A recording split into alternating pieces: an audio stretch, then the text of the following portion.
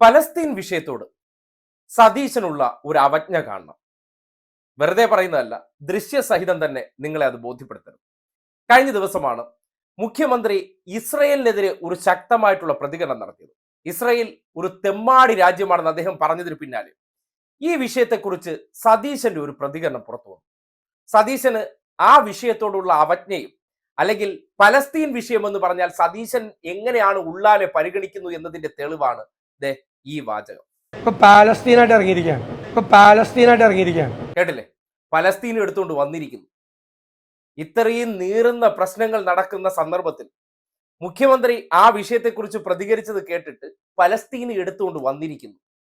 അപ്പോ അദ്ദേഹത്തിന് മാനസികമായിട്ട് ആ രാജ്യത്തുള്ളവരുടെ നീറുന്ന പ്രശ്നങ്ങൾ ഉള്ളാലെ ഒരു വേദനയില്ല എന്ന് ആ വാചകത്തിൽ തന്നെയുണ്ട്.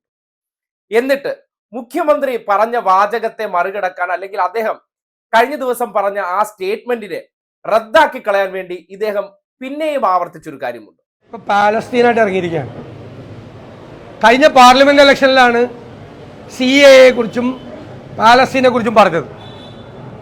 പാർലമെന്റ് ഇലക്ഷൻ കഴിഞ്ഞിട്ട് ഇതുവരെ പിന്നെ പാലസ്തീനെ കുറിച്ചും മിണ്ടിയിട്ടില്ല.